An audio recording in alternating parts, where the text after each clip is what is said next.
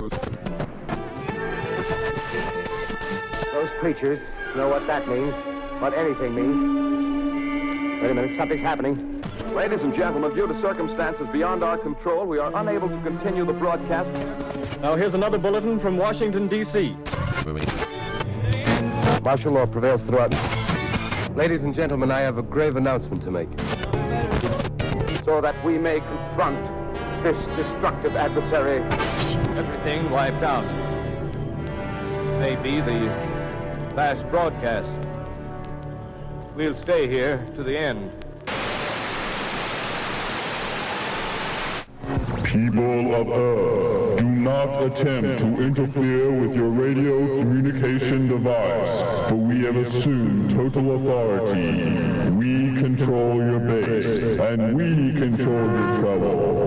You will relinquish control of your radio device to Mystery Playhouse.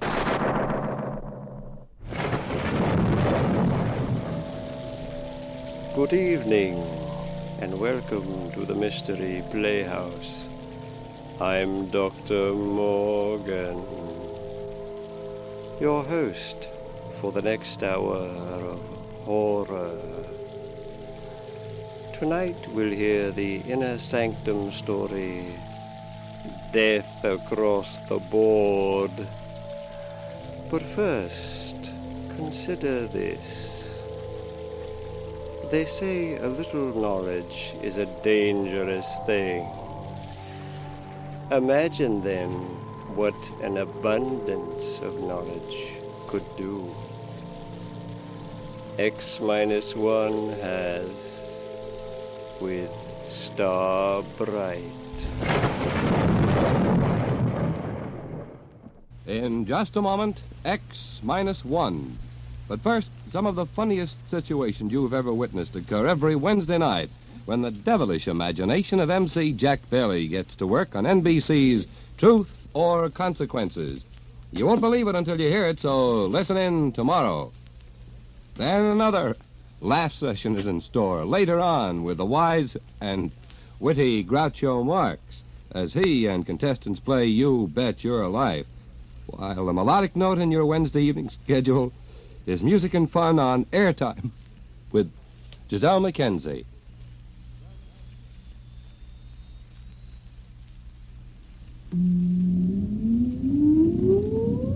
Countdown for blast off. X-5, 4, 3, 2, X-1, fire.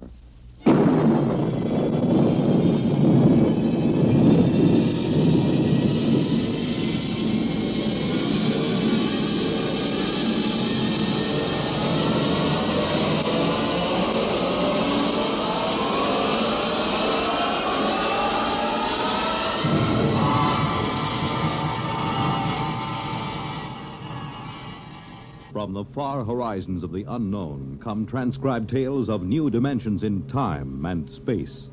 These are stories of the future, adventures in which you'll live in a million, could be years, on 1,000 maybe worlds. The National Broadcasting Company, in cooperation with Galaxy Science Fiction Magazine, presents X-1.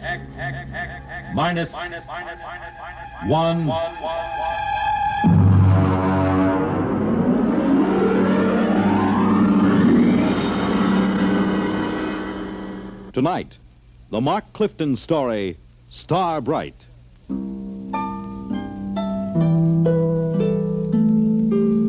Well, it's finally happened. I've known it would for a long time now. That's why I'm writing this, in the hopes that you'll understand and not think me mad. Whatever the outcome, I hope you will not judge me too harshly for what I've done or failed to do. Mr. Holmes. Mr. Holmes. Come in. Oh, hello, Chief. I just wanted to let you know, sir, that we're doing everything we can to find the children. Yes, I'm sure you are. We've got 300 men out combing the woods for them. The Army base has volunteered another 100 men, and we've sent an all-points bulletin to every police unit in the country. Fine. I just wanted to check and make certain our description is accurate. Your little girl, Star, was wearing a blue dress and white sandals. Is that right? That's right. And she is how old? 6 years old. And the little Howell boy, how old was he? 7, I believe, yes, 7. Uh-huh, thank you. Well, I'll be in touch with you. Well, that's very good of you, Chief. Oh, by the way, Yes. Mr. and Mrs. Howell, how are they taking it? Well, they're pretty upset, naturally. Mr. Howell, he's out with the men searching. Yes, I know. Mrs. Howell's in the car outside. Ruth is outside? Why didn't she come in? Well, she said she'd rather not. Oh, I see. Do you, Pete? Oh, Mrs. Howell, I thought... I decided to come in. I'm not going to sit on my feelings any longer. Mrs. No, Howell. I have to say this. Pete, Bill and I have been your neighbors for almost a year now. Our children have been almost inseparable. I know that. Then how can you just sit here writing letters when they may be lost somewhere or in trouble? Why aren't you out with Bill and the rest of them searching? I can't. Ruth, I know how you feel. Please try to understand. I intend to help find Bobby and Star, but I must do this first. Why? What's so important about Ruth, it? I'm sorry. Sorry. Then why don't you act like a man? You're inhuman. Please. I don't ever want to see you or speak to you again. Ever. Perhaps you won't. What was that, Mr. Holmes? Nothing. Chief, if you don't mind, I'd like to be alone for a moment. Okay, Mr. Holmes. I'll keep in touch.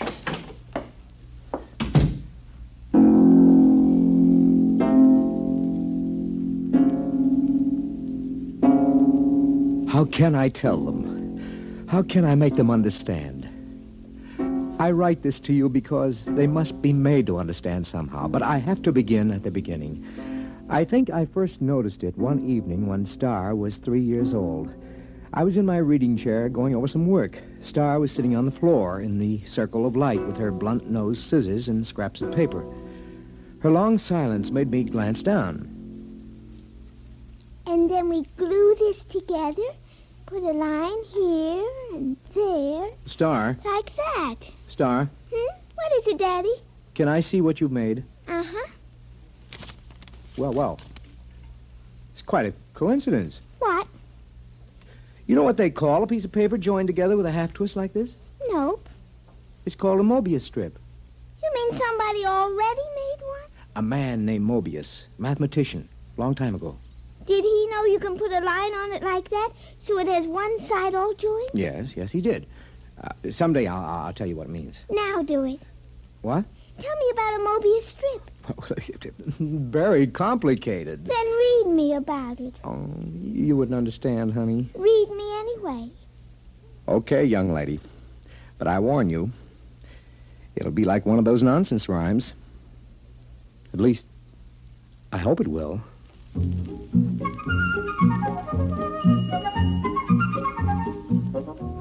At 3 years, a child shouldn't have enough functioning intelligence to put together a Mobius strip. I'd known for some time now that Star was an exceptionally bright child.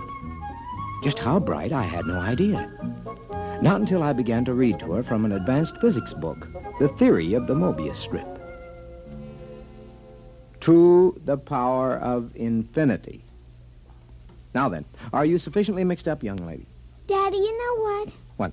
You read too slow. You say a word, then I think a long time, then you say another word. Oh, I see. Just, what would you have me do about it? Well, teach me to read. Then I can think as quick as I want. The word is quickly. It's an adverb. Oh, Daddy, really? You pick on such unimportant things. I want to learn to read. Okay. When would you like to begin? Right now, tonight.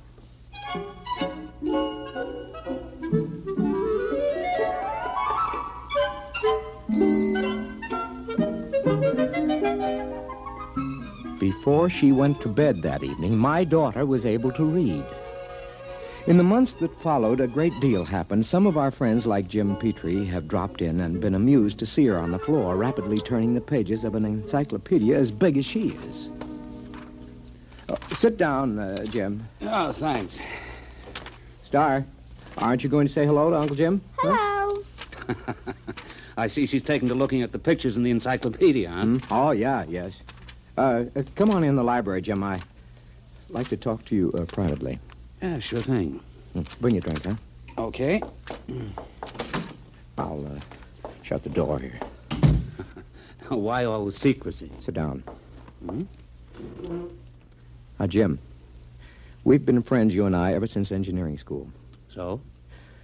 Neither of us have ever mentioned it, but one of the reasons we were drawn together is because both of us have IQ somewhere up in the genius ratings. Oh, I think it was more than that. Well, that played a part. It isn't easy to be exceptional in a world which regards mediocrity as the only behavior above suspicion. Well, we all have to live with our afflictions. Yours and mine is a quick mind in a dull environment. What would you do, Jim, if you were a parent, as I am, whose wife had died, as Eleanor did, and you discovered that your only child was, well, afflicted with a fantastically brilliant mind? Star? Oh, come on, Pete. Any little girl who's content just to look at the pictures in the encyclopedia. Jim. I mean, after Jim, all. What? She wasn't looking at the pictures. Huh? She was reading the pages. What? But she was turning them as fast as humanly possible. She was reading them. But I know. I've tested her. She not only remembers everything, she understands the concepts. She even gets impatient with them. Well, have you measured her? Well, I've given her IQ tests, aptitude tests, reaction tables, all the paraphernalia for measuring something we know nothing about. And? Tests don't work. How do you mean? Well, either the tables are screwy or stars beyond all measurement. Pete, are you sure you're not projecting this? I mean, isn't it possible that a few accidental... Daddy? Yes, honey.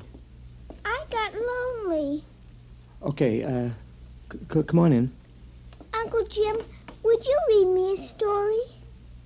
Why don't you read your own story?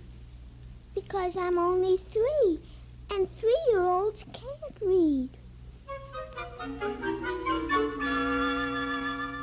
And so she had found the answer to her affliction by herself. Conformity. She had already learned to conceal her intelligence. So many of us break our hearts before we learn that.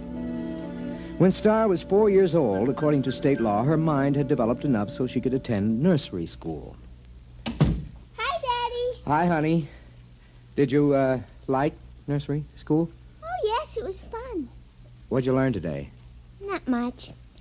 I tried to cut out paper dolls, but the scissors kept slipping. Now, look, Star, don't overdo it.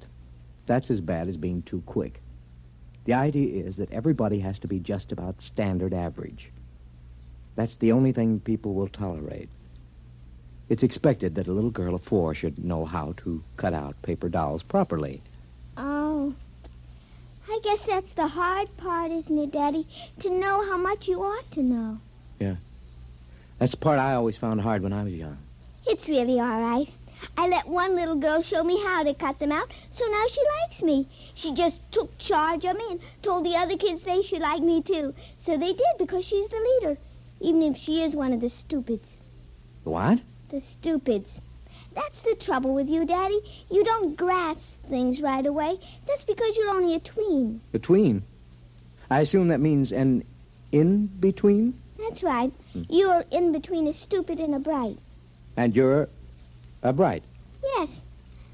I made those names up when I was very little. How little? Oh, about 6 months old.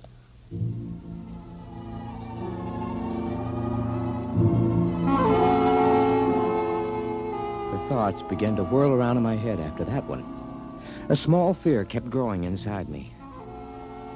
How profound was this little imp that was staring up at me? How much did she understand already? Even as the thought formed, I learned the final horrifying fact about my little girl. It's all right, Daddy. Don't be afraid of me. Well, how did you know that I was thinking anything like that? Well, I just figured it out. Star. Yes, Daddy? Now, I want you to answer me honestly when I ask you this next question, will you? Yes. Star. Can you read people's minds? Are you a telepath? Well? Yes, Daddy. I thought so. You read my mind just now, didn't you? Yes. Now, I'd like to know something else. All right. Can you teach me to do it? You're already learning it, Daddy. The trouble is you're so slow you didn't even know you were learning. Oh, I see. Daddy? Yeah?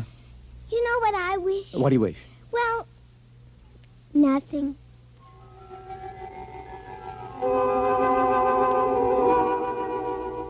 All the same, I knew exactly what she was wishing.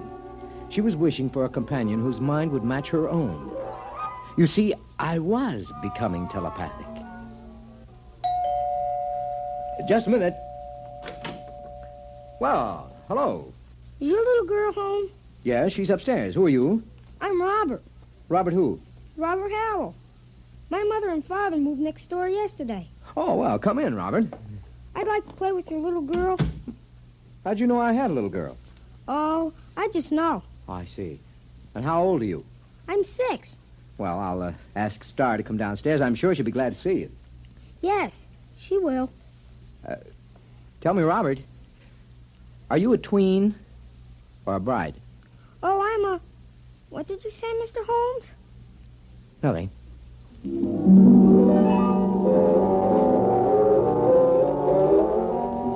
I didn't have to say it. I could read his thought. He was a bride, and it was no accident that he and his parents had moved next door. Somehow, Star had managed to make contact with him, and they had arranged the whole thing. A father is prepared to lose his daughter eventually, but not so soon, not so terribly soon. Coming. Oh, hello, Ruth.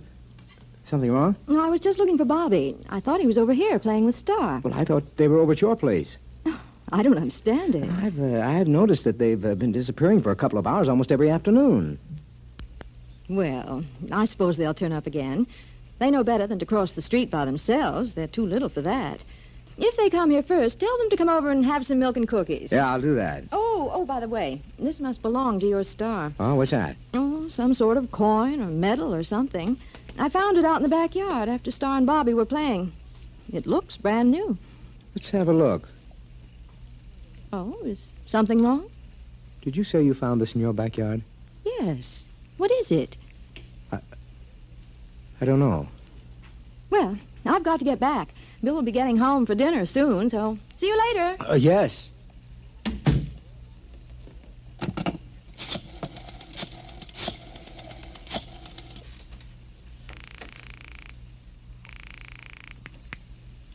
Hello? Jim? Yes. Do you have a portable spectrophotometer? Well, sure. We've got a dozen here at the lab. Pack one up and get over here right away, will you? Well, Pete, I don't quit till 5. Look, do as I say, huh? It's important. Well, okay.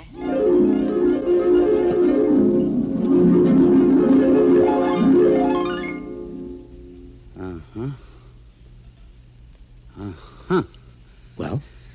Let me check the amount of radioactivity again. You've checked it 4 times. That's about it. Okay.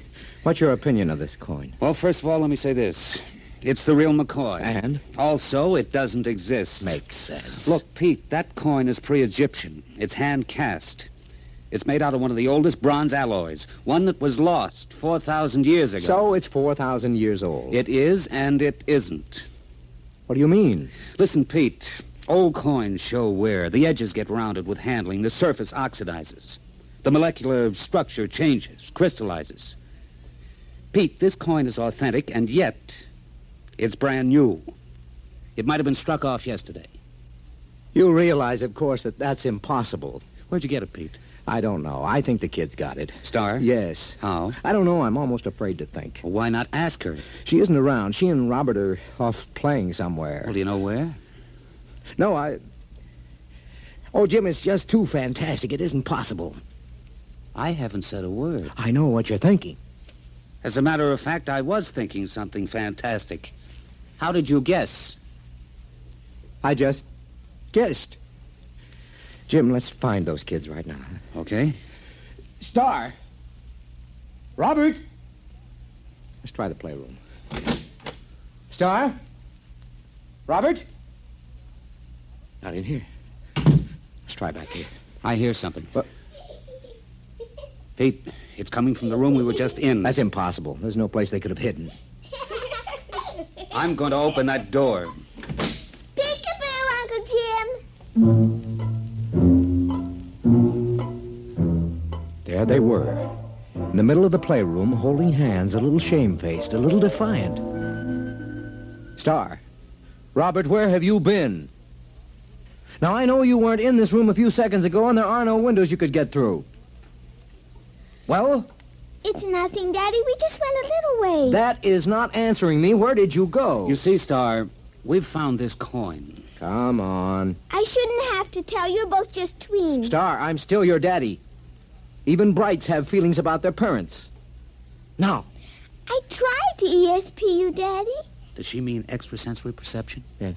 You just don't ESP good, Daddy.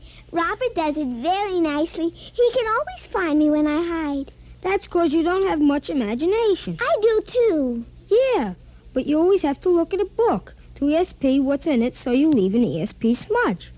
I just look at where you left the smudge, and I go to that place, and that time, and there you are. Oh, but that's cheating. It isn't. You just haven't got imagination. You can't teleport yourself to a place that hasn't been. I can, too. What about the moon people? They haven't been yet. Oh, Star, they have, too. Not for your daddy, they haven't, but for the things from our tourists. The moon people were about 10 million light years ago. Now, wait a minute, kids. Hold on. Jim, have you been listening to this? I think I heard it. Now, look, kids. You're either playing a big joke on us older folks, or you've actually figured out a way to travel to places in the past. Right? And in the future, too, Daddy. Star, could you tell us how you do it? It would be easier if I could ESP it to you. Well, just pretend we're stupids and tell us in words. Well, you remember the Mobius strip? I remember. She made it about a year ago, Jim. Well, you join the ends of a strip of paper with a half twist to make one surface. Then you take a sheet and give it a half twist so you can join the edges together all over. That's Klein's bottle. Oh, you know about that. Yes, we know that. Go on. Well, then you take a cube. You imagine a cube, and you twist it. Tesseract? Shh. Go on, Star. And you ESP the twisted cube all together the same way you did Klein's bottle. Now, if you do that big enough all around you so you're sort of folded into it, you can teleport yourself any place you want to go. And that's all there is to it. Jim, what do you think? I need another drink, Pete. A big one.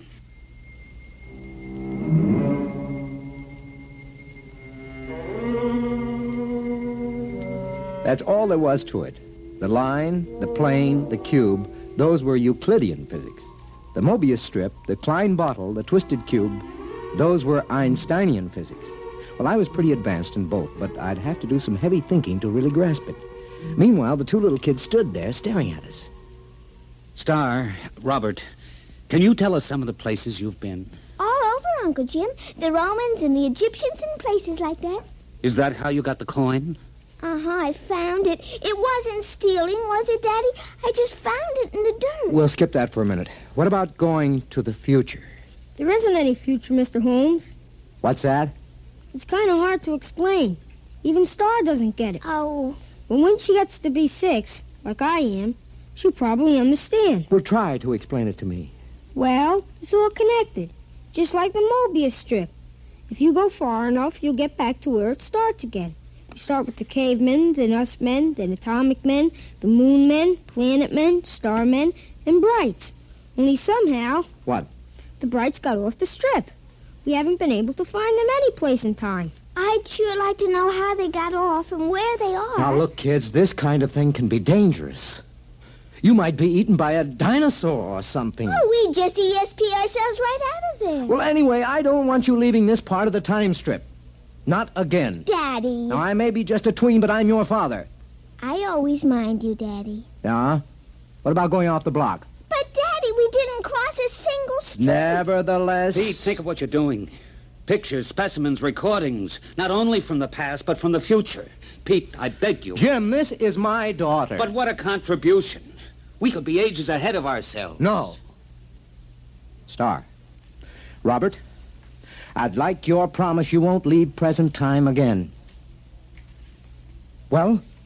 Okay. Okay. All right. Now run along. Robert's mother has some cookies and milk for you. Okay. See you later, Daddy. Beat you there. That was a moon man. Jim, I'm sorry. Well, I suppose if I had a daughter... Are you going to report this? And have everybody give me the horse laugh? I may be just a tween, Pete, but I'm not an utter fool. It took me almost 6 months to do it. I don't know how many times I visualized a cube and ESP'd it a half twist and tried to seal the edges around me. And then once there was a flash, just for an instant. I was concentrating on Caesar's triumphant march into Rome. And for the briefest instant, there it was.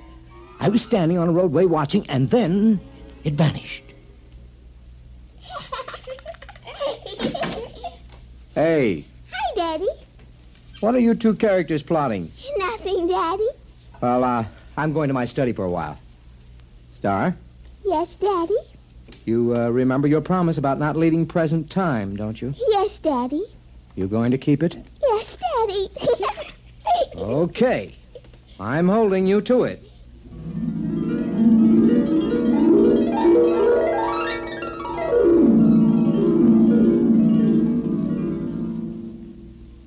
Hello? Hello, Pete. This is Ruth Howell. Yeah? Are the kids there? No? When did you see them last? What time is it? Oh, about 10 this morning, 6 or 7 hours ago. Why? Oh, Pete, I'm worried. What's up? Well, they were upstairs in Bobby's room. I was in the living room. Now, I could swear they didn't come downstairs, and yet, when I went up there, they were gone. That was over 5 hours ago. Ruth, are you sure they didn't come down? I was in that living room every moment. Pete, I'm Now, Ruth, don't get panicky. I'm coming right over. Just don't get panicky.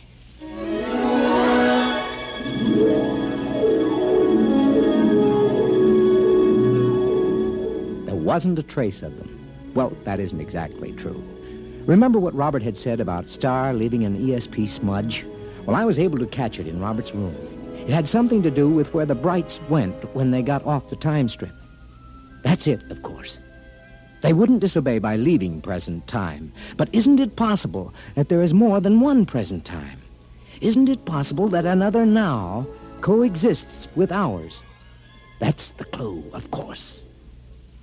I'm going to call the police, Pete. I don't think it'll do any good. But we've got to find them. They'd have come back by now. Yes, if they could.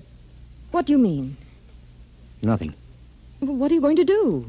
I'm going back to my study to think. To think? Aren't you going to look for them? I have to figure out where to look. Well, I'm not going to sit around doing nothing. I'm calling the police.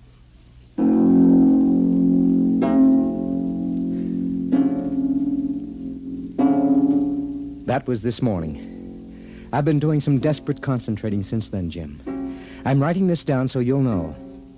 I've already managed to go back to the time of Cheops and ahead to the time when men were navigating to distant planets in a matter of days. But the big job remains. How to get into a dimension parallel with our own at the same time. I figured out that to get the equivalent of a Mobius strip with depth, you must use the supercube, the tesseract. That's what I'm working on at the moment. If I succeed, there is a possibility I may not be able to get back. I hope you will be able to make Bill and Ruth Howell understand. Okay, now if I take 6 cubes and fold them in one another so that every angle is a right angle. Yes, all right, I've got that. And now if in folding, I ESP the tesseract, a half twist around myself. Mr. Holmes? Mr. Holmes, are you in there? Mr. Holmes? We'll have to break in. It's locked from the inside. Mr. Holmes! Pete! Pete, where are you? Pete! That's funny. The door was locked from the inside, but here's his fountain pen with the ink still wet. But he's gone.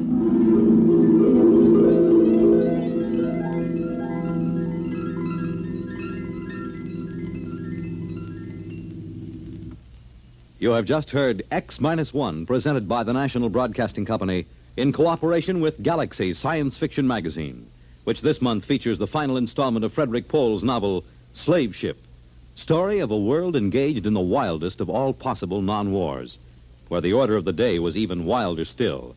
Spare every animal and throw the men to the wolves. Galaxy Magazine, on your newsstand today.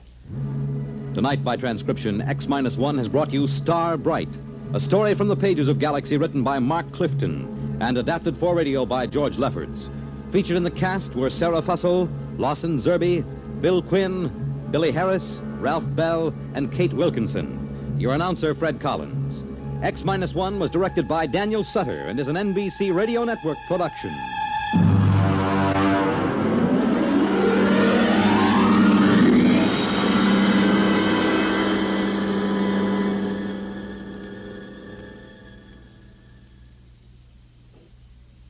Next week, a tense and gripping tale from Galaxy, the Ross Rockland story, Jaywalker. Suppose you were the pilot of an interstellar spaceship, and you suddenly discovered a stowaway aboard.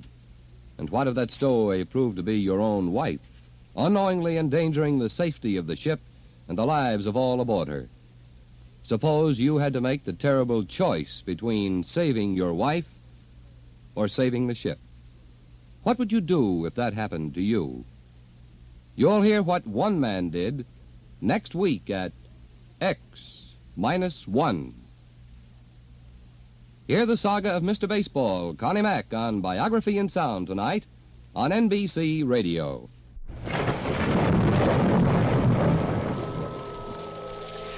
Are you still there? Good.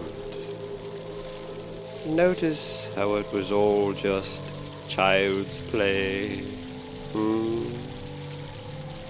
In fact, you could call it Have Time, Will Travel. Then again, life itself is just a game. Too bad death plays for keeps. But at least we're permitted the last move before rigor mortis sets in. I'll be right back with more fun and games after this.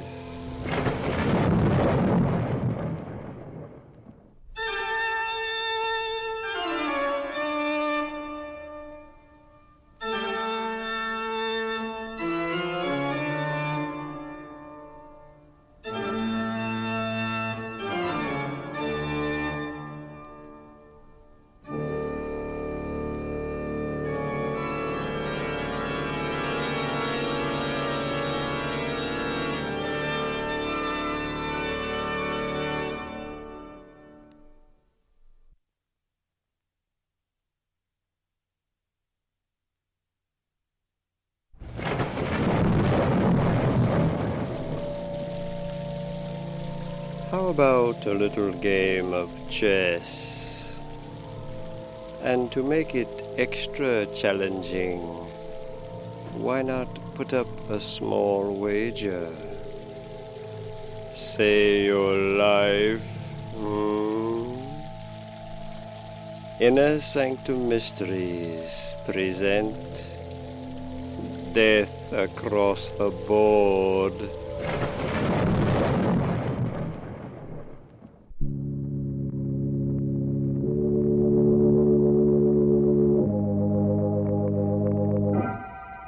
Lipton Tea and Lipton Soup present Inner Sanctum Mysteries, starring Raymond Massey.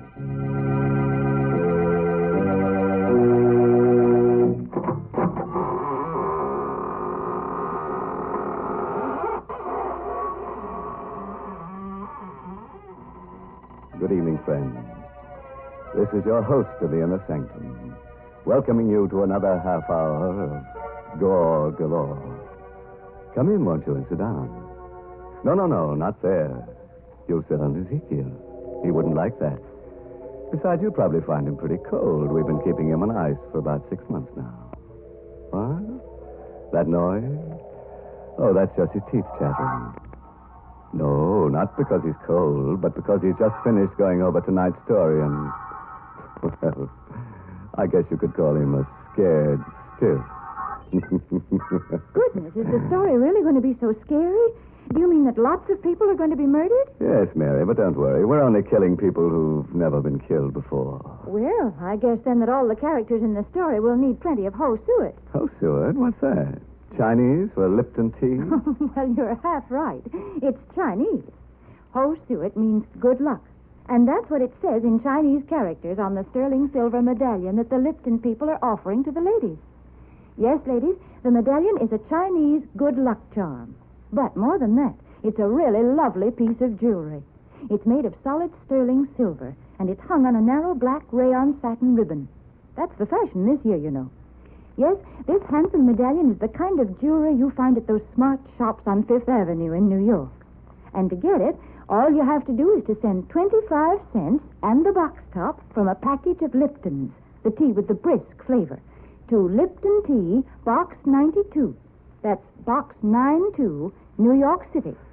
All right, friends. Now get ready for a surprise. Tonight's story is called Death Across the Board. It's an original radio play by Robert Newman. And our star is that famous dramatic actor of stage and screen, Raymond Massey, who will play the role of John Strand. Do you like to play games? Your life, and even your soul on one throw of the dice or the turn of a card. You don't care for such high stakes, eh? Well, did it ever occur to you, by living, you're playing such a game, and that your opponent was death? Tonight, I'm going to tell you a story about a man who sat in death's place, playing with human lives, and of what happened to him. It is about 10 o'clock on a sultry summer evening, and Dr. John Strand is standing in front of the window of a pawn shop in the oldest part of the city. On a sudden impulse, he pushes open the door.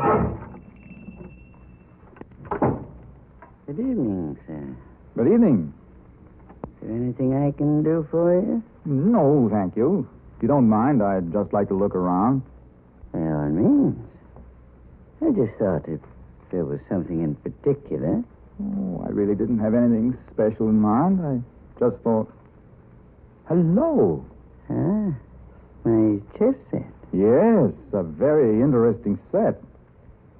And a very interesting game you're playing. My dear sir, you have no idea how interesting. Whose move? White's. Then White should win in 6 moves.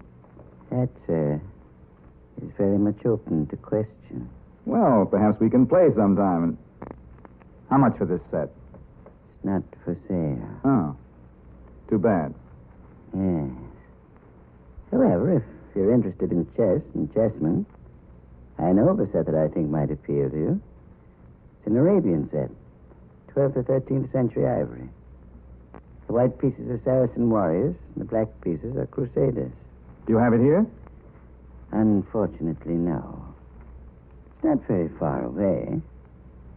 If you thought you'd like to see it. Well, if it's not too outrageously expensive, and you're sure it's no bother? My dear sir, don't give it another thought. I'd be most anxious for your reactions, even if you don't buy. The address is 23 Vallon Place. It's down 2 blocks and 1 to your right. Go up 1 flight and ask for Felix. Tell him that Raphael sent you. 23 Vallon Place. Up 1 flight. Ask for Felix. I'll phone him and tell him to expect you. Your name is? Strand. Dr. John Strand. Very good, Dr. Strand. Somehow I have the feeling we shall see each other again. Perhaps we should even have the chance to play that game you mentioned before.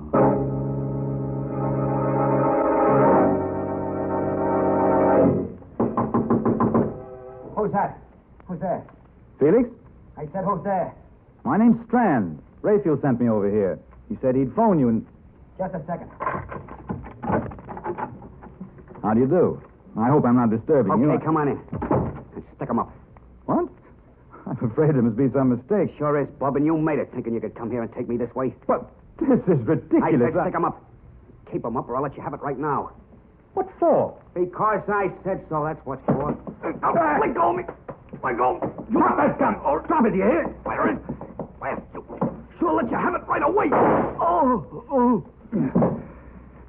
Okay. Now get up and tell me what this is all about. I said get up and... Felix. Dead. He's dead.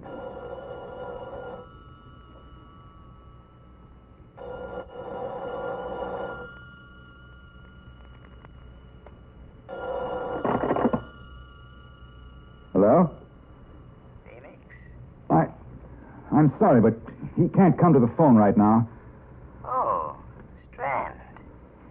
Congratulations. What? Who is this? This is Raphael. Now, do you think it's possible for White to win in 5 moves? What? What do you mean? You killed him, didn't you? Of course you did. Or you wouldn't be speaking to me now. May I suggest that you go through Felix's pockets, take out the most interesting thing you find there, and bring it to my shop? What? Hello! Hello! Raphael! Go through his pockets. I've got to get to the bottom of this, find out what it's all about. A wallet. Keys. And a chessman. A black rook.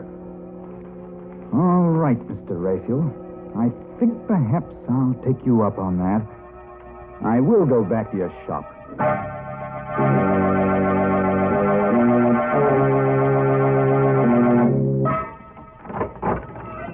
Good evening, sir. Can I help you? Yes. Where's Raphael? Oh, I'm sorry. He's not in right now, but are you Dr. Strand? I am. I'm Alice Hines. He must have been expecting you. He asked me to give you this. What is it? I don't know, but Another chessman. A white knight. Oh, yes. Mr. Raphael is quite a chess player. He's more than that. He's a murderer. What? What do you mean? He sent me to see someone, a man named Felix, to look at a chess set. When I got there, he pulled a gun on me and... Well, when I tried to get it away from him, it went off and killed him. Oh, no. Don't look so surprised and innocent. You work for him. You must know what it's all about. There must be some mistake, some horrible mistake. A mistake, eh? Then why did he phone Felix's while I was there? How did he know he'd been killed? Why did he laugh about it? Tell me to come here. Well, I don't know, but I can't believe that about him. I won't. No? Well, we'll see what the police have to say about it. Where's the phone? Back there. But if you're serious about it, you don't have to bother calling them. Riley just went past here a few minutes ago. There he is, up at the corner. Fine. That'll save some time. Officer! Oh, officer, would you... Good Lord. Someone shot him. That woman hiding behind that car there. The woman in black. She's coming in here. Don't just stand there. Get inside and shut the door. You shot Riley. You killed him. 6 months I've been trying to find out who got Ben. Now I can rest in peace. Where's Raphael? Raphael? He's the one that got the dope for me. Told me how to knock the cop off. Told me to come in here afterwards. Well, Miss Hines? Why are you looking so funny? Say, whose side are you on, anyway? Not ours, my dear. Not ours. Oh, that's it. I just took it for granted you were working for Rafe. Okay, get him up and keep him up. What'll I do with him, Raphael? Where are you, anyway? Oh, I'm around here someplace. As to what to do with them, I leave that to your discretion. After all, they are witnesses. Yeah, that's right. May I recommend the cellar? Right through that door there. It's secluded and quiet. Okay. Get moving. I repeat, Miss Hines. Well? It's fantastic. What are you going to do to us? You can't be that dumb, baby face. 6 months I've been wearing black for the only guy I ever loved. I finally get the guy that got him. You think I'm going to leave the two of you around to put the finger on me? You're going to kill us? You cannot. No. Seems to me I did a pretty neat job on that flatfoot. After all, they can't burn you more than once. Okay, open that door and go on down. Allow me, madam. Never mind, wise guy. You go down first, then babyface. It's not very good manners. No, I'm not going to let you do it. Give me that. No, you fool. Let it go. Down after it. And hurry. Watch while I get the gun. I didn't mean to do it. I was just trying to get the gun, but she tripped. She fell. Mr. Strand. Why is she lying there so funny? Her head. Let's see. Her neck's broken. She's dead. Oh, no. It means I killed her. Not any more than it means I killed Felix. Look, there, lying next to her. Isn't that another chess piece? The Black Queen. Why, he gave me one just like that when I first came to work for him. Only it was a white one. What? Black Queen, White Knight, and... No. It's impossible. And still... You've thought of something. It's too incredible. But I've had a certain nightmare vision that... Come on. We're going to the police. Maybe it's our move now.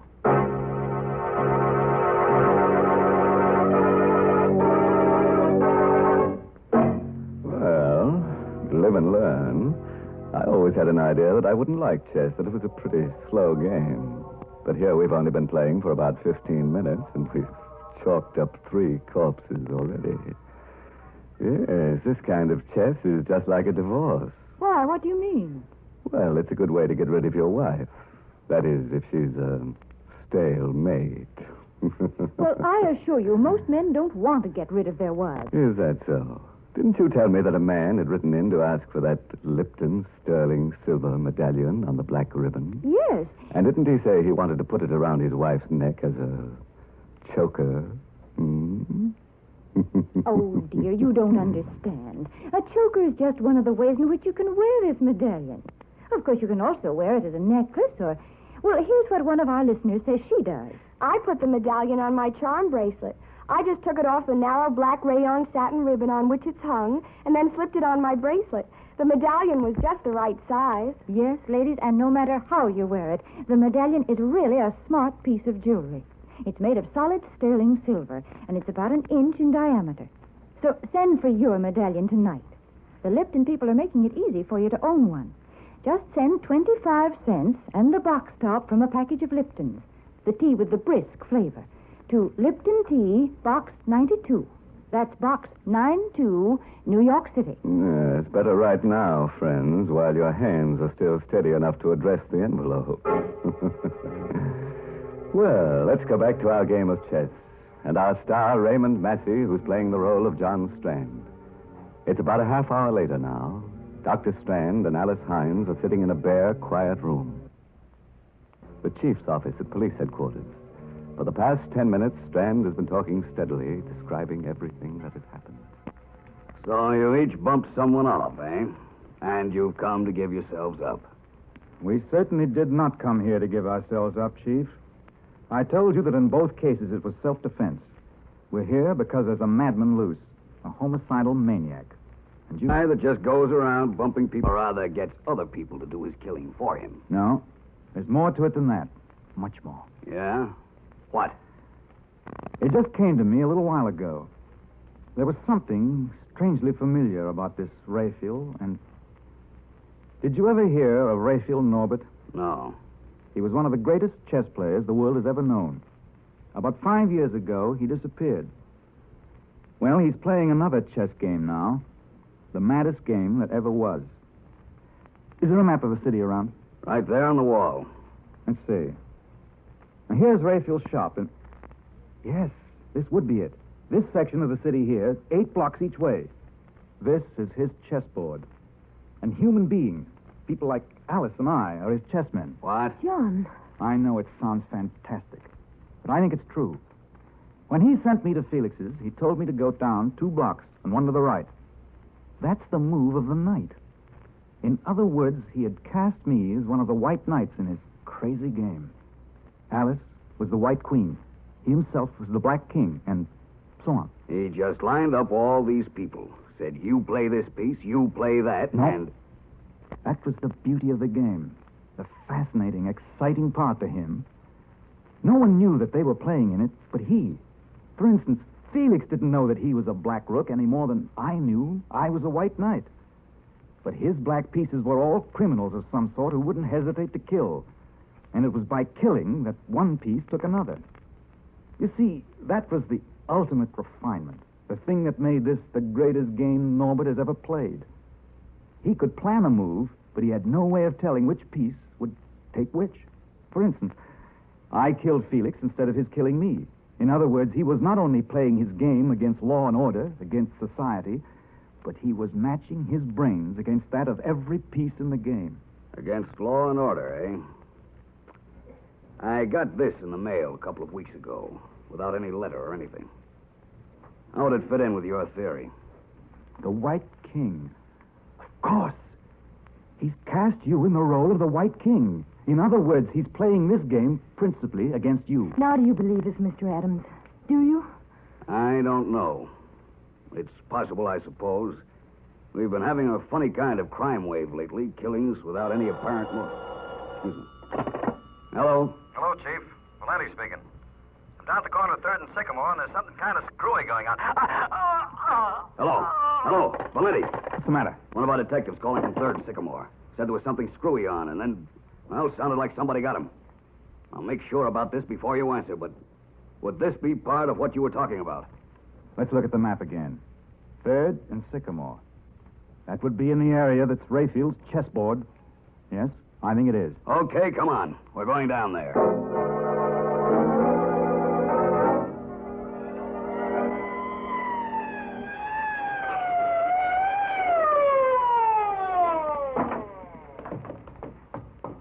There he is, lying next to the call box.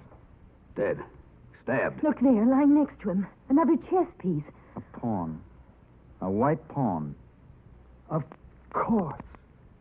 If you're the White King, then all your men would be pawns. Pawns, huh? They're the pieces that get pushed around, aren't they? Well, they're the ones that are usually sacrificed. 2 of my men, Riley and Valenti. Okay, Strand, you're a chess player. You think you can figure out what this Rayfield character's going to do next? Tell me how I can meet him? I might. I only got a very quick look at the board, but if I can remember the location of the pieces... You mean he's actually got a board set up showing where all the pieces, everybody is? There's one set up on a little table right next to his desk. No one's allowed to touch it. That's the one. And it was because I noticed it, commented on it, that I got involved in this nightmare. I think I do remember the position of all the pieces that were left.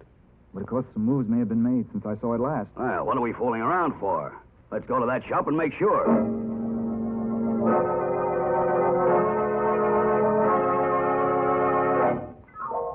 All dark. Doesn't look as if anyone's in the store. Locked, all right. You got a key, haven't you, Alice? No, Rayfield never gave me one. He always locked up himself. Well, what do we do? 2 of my men killed, and you ask me something like that. Look out. Okay. Where's the light? Right here. There's the chessboard over there. I know. Let's take a look at it. This all there is to the place? Except for the cellar. She must still be down there. That woman in black... We'll go down there later. Well, Strand? Well, at the moment, black seems to have the edge on us. Several moves have been made, and we've lost several pieces. But we've still got a fair chance... The devil chance... winning that game. Where's this Rayfield guy, the Black King? What's he going to do next? Just give me another minute or two, will you? The Black King is still in his own square, which would seem to mean that Rayfield was still here someplace. The thing is, I'm not sure whose move it is now. You're right, Strand. I am still here. And it's my move. What in thunder? It's him speaking over some kind of loudspeaker system. Maybe from the cellar. From the cellar, huh? Well, I'm going to...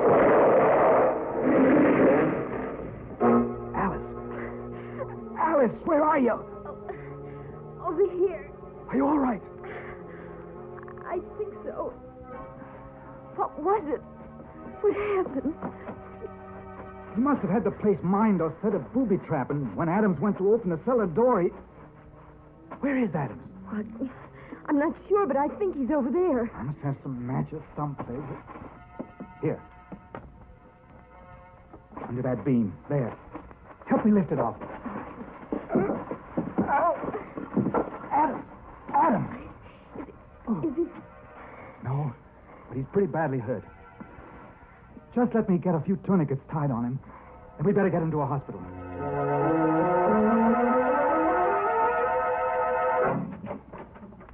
This way.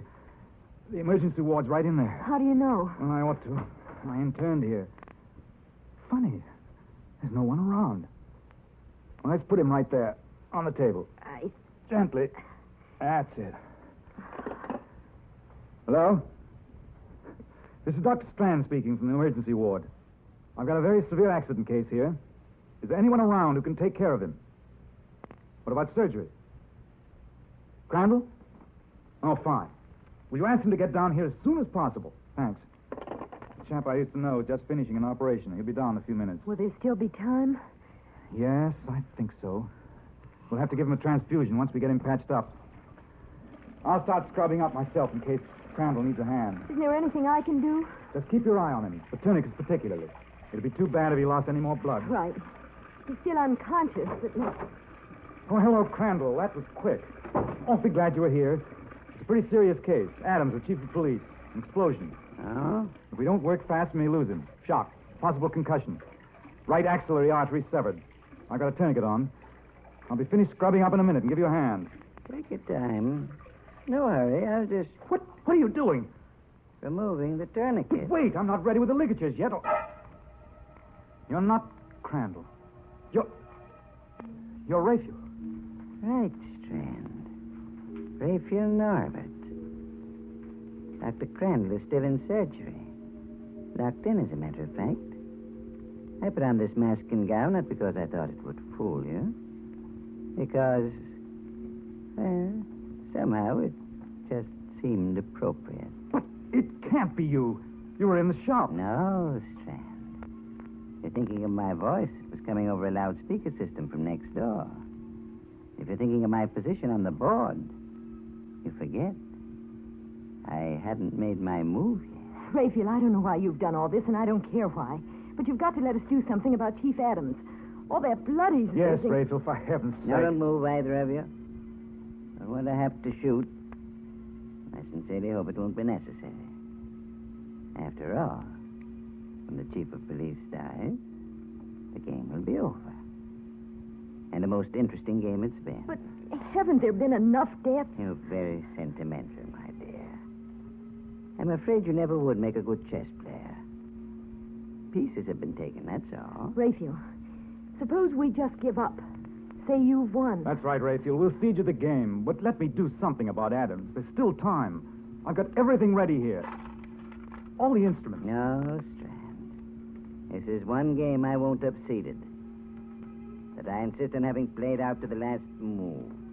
If that's the way you want it, all right. If I'm not mistaken, it's my move now. My eyes. I can't see. The formaldehyde won't help them any.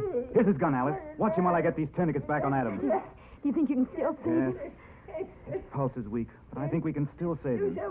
As for you, Raphael, you made one bad mistake. You forgot that 3 of us came to your shop. The White King, White Queen, and White Knight. That would put you in check. Well, Strand, I felicitate and congratulate you. If I'm to lose, I prefer to lose in my own way. Watch him! Oh, he went through the window. There's a railroad underpass right outside. A drop of about 60 feet. I think that's game, match, and tournament.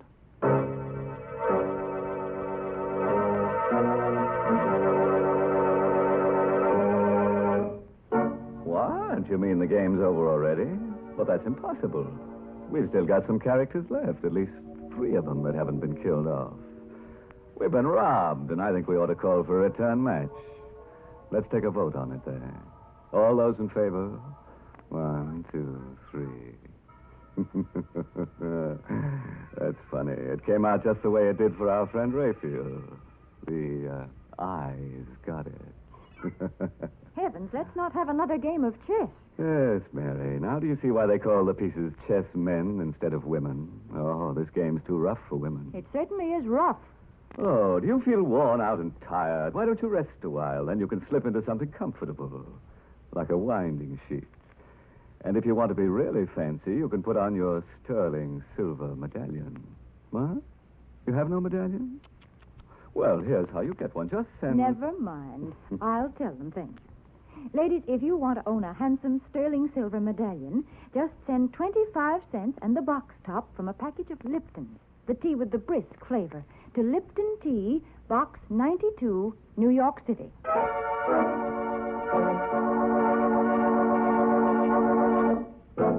Before I say goodnight, a word of advice. If you should ever get into a chess game with a stranger and you happen to notice that he's got a meat axe on his lap, don't get up and run. Just make sure that there's someone else around to help pick up the pieces. Oh, by the way, this month's Inner Sanctum mystery novel is Lay That Pistol Down by Richard Powell. And oh yes, let me tell you about next week's Inner Sanctum story. Directed by Hyman Brown and brought to you by Lipton Tea and Lipton Soup. Next week's story is about a picture that kills everyone who owns it. It's a masterpiece of murder. Yes, just as soon as a man hangs up his picture, vice versa happens. The picture hangs him.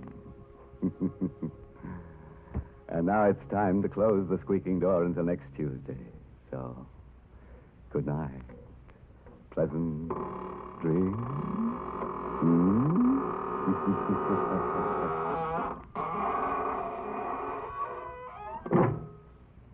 Folks, the next time you send a box of food to your boy overseas, be sure to include a package or two of Lipton's Noodle Soup Mix. You see, Lipton's is just like a taste of home. Yes, it has the same homemade chickeny taste as the soup you make yourself, the soup your boy's always been so fond of. That's why it's such a thoughtful, welcome little gift to send Lipton's. And as you know yourself, Lipton's Noodle Soup makes a grand snack. So remember, send a package or two to your boy. And remember to tune in next Tuesday night for another Inner Sanctum mystery. This is CBS, the Columbia Broadcasting System.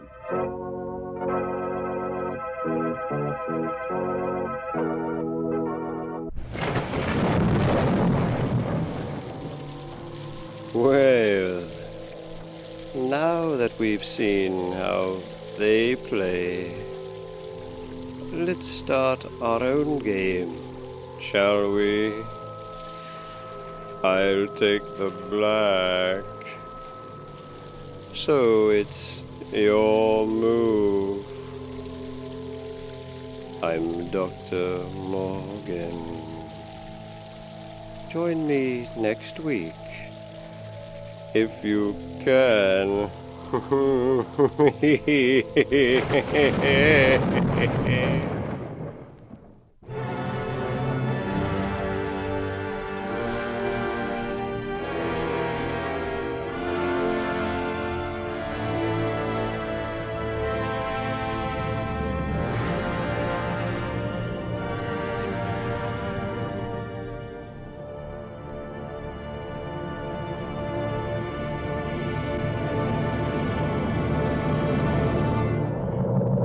Mystery Playhouse now returns control of your radio device to you.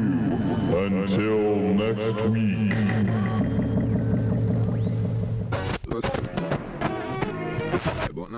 No.